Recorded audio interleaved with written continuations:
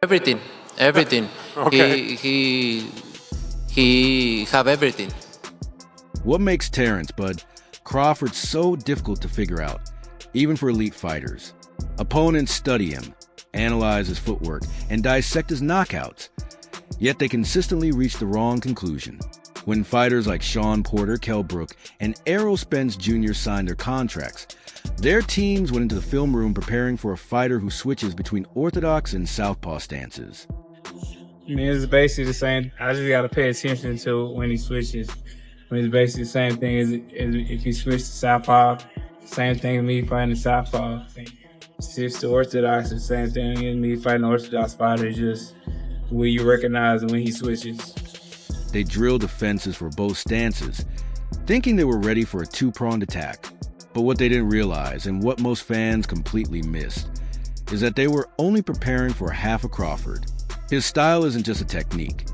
It's a system, a devastating, three-layered framework designed to dismantle even the most elite boxers before they can fully comprehend what's happening. No, I try my best tonight, and I just cannot figure out the style. The first layer of Crawford's system isn't about throwing punches. It's psychological warfare.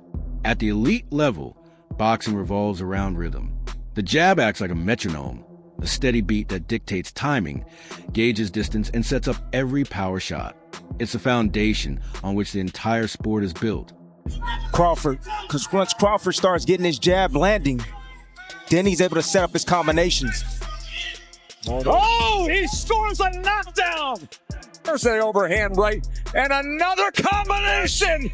Beautiful work by Crawford. Terence Crawford doesn't just throw punches. He disrupts the very rhythm of his opponents. When he switches stances, it's not always to attack immediately. It's to pause the fight and throw his opponent off balance. He might start in orthodox, and just as the other fighter finds a groove, Crawford flips to southpaw. In that moment, their brain is overloaded.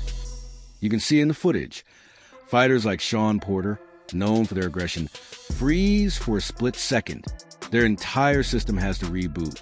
Their minds scramble, recalculating every detail. What's the new distance? Where's the jab coming from? Is my lead foot on the inside or outside? Will he throw a left hook or a straight right?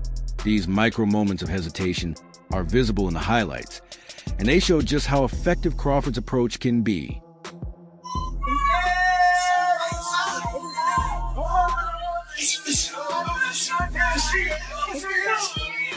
By the time an opponent adjusts, Crawford has already switched stances again, triggering another mental reset. He isn't just fighting them, he's disrupting their entire system. In those split-second recalculations, he seizes control of the fight's tempo. Suddenly, the opponent is no longer dictating the rhythm. They're forced to fight on Crawford's terms. And once their mind is scrambled, he begins to manipulate their body, taking full command of the bout. This can get ugly quick. Tried to catch him with that. Well, he has to with a guy that can hit. It has to.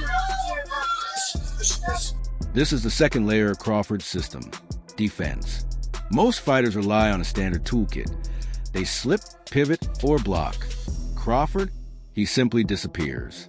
This level of his switch hitting isn't about setting up offense. It's a defensive masterpiece, built into his stance itself. And we've seen him trapped against the ropes, a spot where most fighters would brace and hope. The opponent, sensing an opening, throws a massive power punch.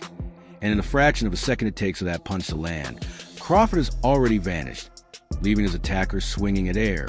Good exchange from Terence Crawford right there. Canelo's landing, but not like Terence Crawford in this exchange. This is furious action. Crawford turns each stand switch into a multi-purpose movement, a pivot, an escape, and a new attacking angle, all in one seamless motion. He's no longer in the path of the punch. In a split second, he's shifted just inches to the side in a new stance, perfectly safe, and already eyeing his next counter. Those small adjustments make all the difference when it comes to avoiding damage, and they frustrate opponents to the point of desperation. By Crawford. Nice left hand by Alvarez, immediately answered by Buck.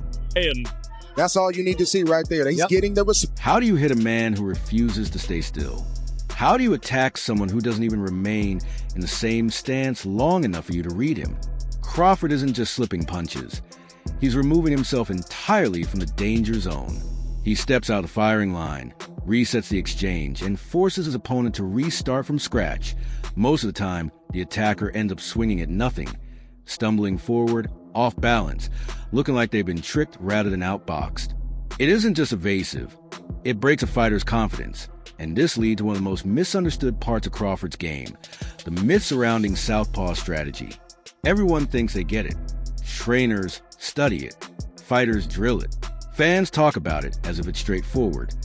But that's exactly where most people get it completely wrong. Amir Khan, he's still throwing.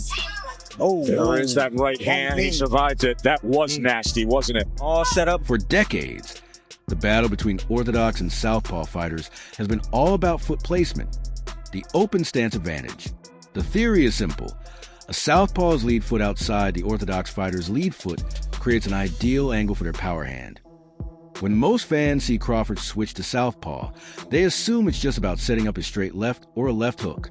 But here's the real revelation, the final, devastating level of his system. Terence, Bud, Crawford is naturally right-handed. He fights so well with his hands down. You don't know where stuff's coming. You don't know whether it's coming up, whether it's coming around, whether it's going straight at you. And you don't see it until you're looking at his body. Crawford writes with his right hand. He throws a ball with his right hand. It's his dominant, most coordinated, and most powerful limb. Yet, in the majority of his biggest fights, he fights from a southpaw stance. This is the ultimate layer of his system. According to analysis by Connell's Combat, Crawford isn't just a switch hitter. He's a naturally right-handed southpaw. That single fact changes everything. It reshapes the way you see his entire style, by placing his strongest, fastest, and most precise hand in the lead position. Crawford turns a traditional jab into a genuine power weapon. For most fighters, the lead hand is simply a rangefinder.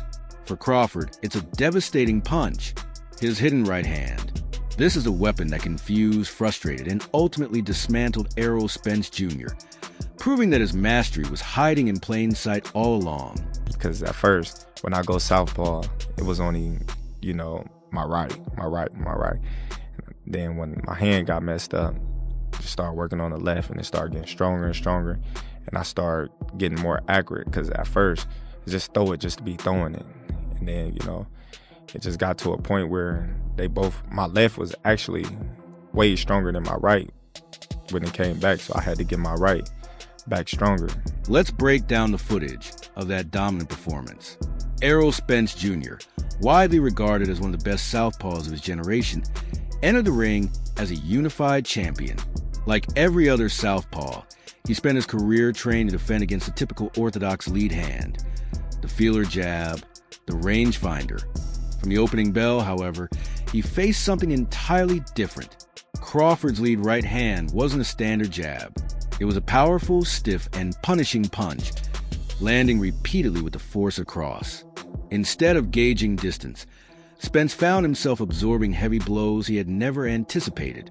Every highlight shows Crawford's right hand connecting again and again, systematically dismantling a top-level southpaw. To say that even if you're a right-handed person, there's an advantage to fighting as a southpaw, because you have your most dexterous hand, the hand that you have the most control of is your lead hand, and you're also fighting in this unusual stance that is only what is southpaws, maybe 2 out of 10 people, something like that. That single punch, coming from an unexpected angle with unanticipated power, completely changed the fight.